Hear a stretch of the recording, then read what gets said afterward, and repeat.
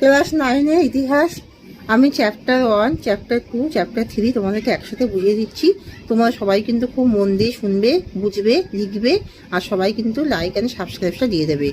তাহলে চ্যাপ্টার 1-এ কী আছে? ক্লাস 9-এর ইতিহাসে চ্যাপ্টার 1 আছে ফরাসি বিপ্লবের কয়েকটি দিক। এখানে ফরাসি বিপ্লবের কয়েকটি দিক বলতে এখানে বোঝানো হয়েছে, অর্থাৎ ফ্রান্সে যে ভ্রান্ত কর ব্যবস্থা, অর্থাৎ এখানে যখন সম্বন্ধে লেখো ফ্রান্সে ভ্রান্ত কর ব্যবস্থা।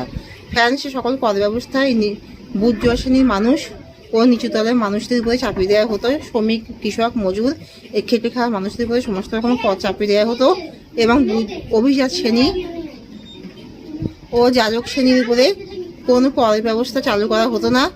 যাজক এবং অভিজাত শ্রেণীর উপরে কোনো কর ব্যবস্থা চালু করা হতো না, এবং এই নিচু শ্রেণীর মানুষদের উপরে যে জোর করে যে কর ব্যবস্থা চালু করা হতো, এবং বিভিন্ন রাজ কর্মচারীরা এই কর জোর করে কৃষকদের, এই শ্রমিকদের থেকে আদায় করত। একেই ভ্রান্ত কর ব্যবস্থা বলা হয়। ফ্রান্সকে কেন ভ্রান্ত অর্থনীতির জাদুঘর বলা হয়? কারণ ফ্রান্সে কর ব্যবস্থা অসম বন্টন ছিল, অর্থাৎ এখানে কোনো সুষ্ঠু সুসংগঠিত কর ব্যবস্থা এখানে আদায় করা হতো না। যাজক শ্রেণী, অভিজাত শ্রেণীর উপরে কোনো কর ব্যবস্থাই পর্যদস্ত ছিল না। 99% কর ব্যবস্থা নিচুতলার মানুষ, শ্রমিক ও খেটে খাওয়া মানুষদের উপরে জোর করে স্বেচ্ছাচারমূলক পদ্ধতিতে জবরদস্তি বিভিন্ন রাজ কর্মচারীদের মাধ্যমে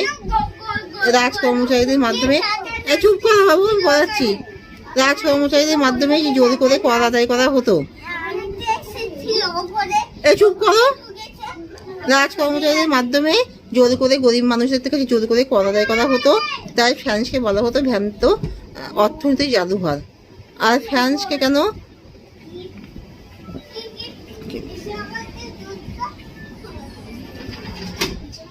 রাজনৈতিক কারাগার বলা হয়? ফ্রান্সকে রাজনৈতিক কারাগার বলা হয় কারণ ফরাসি বিপ্লবের পূর্বে ফ্রান্সে বাস্তিল দুর্গে জোর করে বিনা বিচারে বন্দি করা হতো, তাই জন্য ফ্রান্সকে বলা হয় রাজনৈতিক কারাগার।